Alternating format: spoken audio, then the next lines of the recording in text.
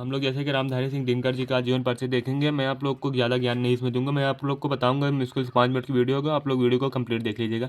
मैं इसमें आप लोग को क्या बताऊंगा कि आप देखिए यहाँ पर कितनी ज़्यादा बार ये पूछ चुका है। 2025 में कितनी बार पूछा है, 1 2 3 4 5 6, लगभग हर एक सेट में इनका पूछा ही जा रहा है। तो आप लोग को मैं इसलिए इनको करा रहा हूँ। आप लोग को लिखने की मैं ट्रिक बताऊंगा कैसे आप लोग को लिखना है।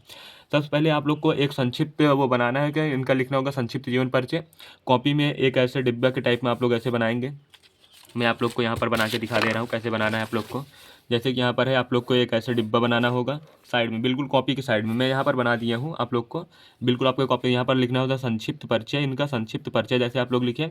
अब यहाँ पर नाम इनका लिखेंगे, फिर इनका जन्म स्थान लिखेंगे, फिर इनके पिता का नाम, इनकी रचनाएँ 1 2, और फिर इनका क्या बोलते हैं मृत्यु, और ये किस युग के लेखक है। बस यही चीज़ आप लोग को लिखना है। मैं आप लोग को यहाँ पर सारा फिर बता रहा हूँ। चलिए, सबसे पहले आप लोग को क्या लिखना है, इनका जन्म लिखना है, कब हुआ था, 1908 में। उसके बाद आप लोग को जन्म स्थान लिखना है इनका, बिहार में बेगूसराय ज़िले में हुआ था, बिहार के बेगूसराय ज़िले में। इनकी शिक्षा क्या थी, कुछ भी नहीं लिखना है आपको, शिक्षा उच्छा आप लोग को ध्यान नहीं देना है।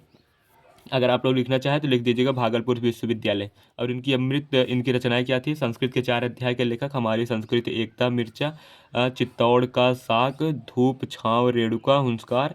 आप लोग को ज़्यादा नहीं लिखना है, आप लोग को केवल क्या लिखना है, संस्कृत के 4 अध्याय के लेखक। उसके बाद इनका उर्वशी बहुत फेमस है, ये चीज़ आपको याद रखना होगा, उर्वशी। और रश्मिमान था, ये रश्मिमान था कुरुक्षेत्र, कुरुक्षेत्र। बस आपको इतना ही याद रखना होगा।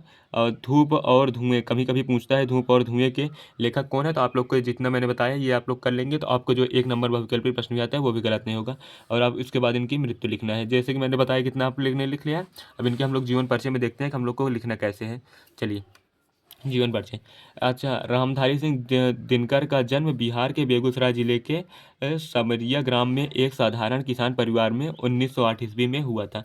ये चीज़ आप लिख सकते हैं, साधारण वो सब आप लोग नहीं लिखेंगे ग्रामीण परिवार में, क्योंकि आप लोग को तो अगर ये आसानी से याद हो जाएगा कि साधारण ग्रामीण परिवार में हुआ था। आप लोग कुछ भी लिखिए, बस आपको जन्म इनका सही लिखना है, फिर उसके बाद इनका मृत्यु सही लिखना है, इनकी रचनाएं सही लिखनी है। अगर एक भी नंबर कोई काट ले फिर आप बताइएगा। चलिए, इसके बाद हम लोग को क्या करना है कि इन्होंने पढ़ाई कहाँ पर की, जैसे कि आप लोग लिख सकते हैं कि इन्होंने भागलपुर विश्वविद्यालय से बीएड एलएलबी एचडी कुछ भी जितनी भी डिग्री आप लोग का रहा सारा लिख दीजिए, कोई भी रिजेक्ट नहीं है, जो भी एग्जामिनर जांचते हैं। तथा मिडिल की परीक्षा वगैरह मैट्रिक मेघाटी स्कूल में पास हो गए थे। देखिए यहाँ पर पटना विश्वविद्यालय से बीए पास करने के उपरांत मेघालय स्कूल में अध्यापक रहे। इसके पश्चात सरकारी नौकरी में लग गए। आप लोग कब लिख देना है, ये सरकारी नौकरी में लग गए तथा इन्हें सफलता ना मिलने के कारण, मतलब आप लोग ऐसे लिखेंगे कि मतलब ये वहाँ पर सफल नहीं हुए, क्योंकि वह अगर सरकारी नौकरी इनकी अच्छी होती तो ये देखिए यहाँ पर क्या लिखा, सरकार। फिर बिहार विश्वविद्यालय में हिंदी विभाग के अध्यक्ष पद पर आसीन हुए। फिर इसके बाद ये बिहार विश्वविद्यालय में हिंदी को पढ़ाने के लिए ये उपयुक्त हुए। तो आप लोग को मैं बहुत सरल भाषा में बता रहा हूँ, जैसे मैं बता रहा हूँ आप लोग केवल इसे सुन लीजिएगा एक बार। आप लोग 100% है पेपर में लिख कर आसानी से आएंगे।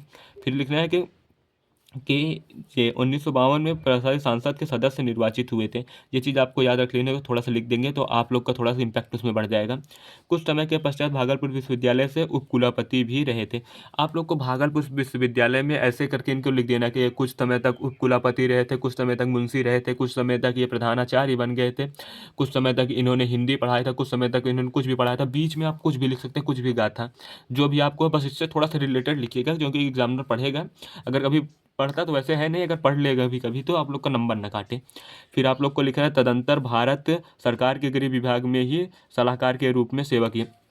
फिर इन्होंने क्या किया था कि ये भारत के गृह विभाग जो होता है उसमें, भारत के गृह विभाग मतलब गृह मंत्री के पद पर इन्होंने कार्य किया है। तो ये चीज़ आपको यहाँ से लिखना है कि इन्होंने तदंतर भारत के सरकारी गृह विभाग पर हिंदी सलाहकार के रूप में सेवा की है।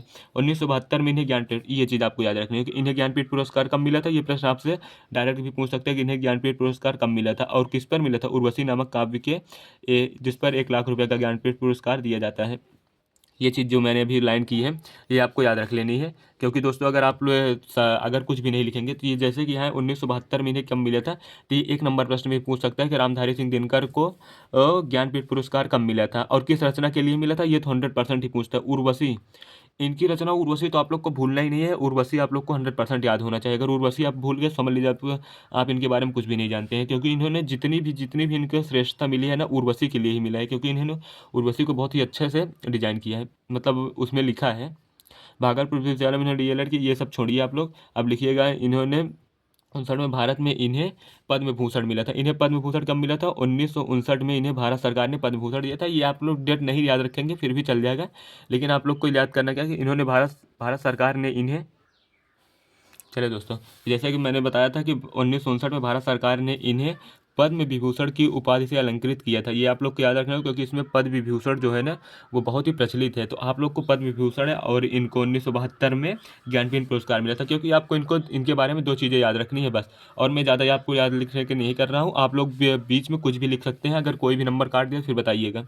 इन्होंने कई बार विदेशी यात्राएं भी की थी। इन्होंने कई बार विदेशी यात्रा, ये सब चीज़ तो आप लोग तो लिख ही सकते हैं कि विदेशी यात्राएं की थी, क्या क्या किए थे आप लोग। जैसे कि आप लोग किसी का लिखे याद भी किए हैं ना, तो जैसे कि इनका जन्म डाल दिए और जन्म स्थान डाल दिए और इनके डियर मतलब ऊपर तो आपने लिख दिया। अब बीच में आपको किसी का भी याद है ना, कोई भी दिक्कत नहीं, आप लोग बीच में उनका लिख सकते हैं, कुछ भी नहीं होगा। बस उनका नाम मत लिखिएगा, नाम इनका लिख दीजिएगा, और कथाएं उनकी भी लिख सकते हैं, कोई दिक्कत नहीं होगा। बस आप लोग को लास्ट में लिख दिया इनकी मृत्यु कब हुए थे, 1974 ईस्वी में हुए थे। फिर इनकी रचनाएं क्या लिखनी है, तो आप लोग को लिखना है संस्कृत के 4 अध्याय के लेखक ये थे हमारी संस्कृत एकता, ये आप लोग को नहीं लिखना है। फिर आप लोग को इनका लिख देना है रेणुका, हुंकार और रसावंती। बस इसके बाद आप लोग को कुछ भी नहीं लिखना है। उर्वशी आप लोग को, जैसा कि मैंने बताया था, उर्वशी आप लोग को याद रखना है। देखिए यहाँ पर कुरुक्षेत्र, इनके काव्य संग्रह से प्रश्न बहुत आता है। इन्होंने काव्य जो भी लिखा है उससे आप लोग क्या याद रखना है, कुरुक्षेत्र, रश्मिमांथा, उर्वशी। ये 100% है कि ये तीनों आपसे पूछे ही जाएंगे। बस आप लोग को इतनी ही रचना याद रखनी है जितना मैंने बताया है, कि इसमें बहुत सारी दे रखी हैं, आप लोग को सारा का सारा याद नहीं रखना है। तो इसे प्रिंट कराने में भी काफ़ी टाइम लग गया था, इसलिए मैं थोड़ी सी वीडियो लेट हो गई। तो आप लोग वीडियो को लाइक करें, चैनल को सब्सक्राइब करें और ज़्यादा से ज़्यादा लोगों तक इसे शेयर करें। धन्यवाद।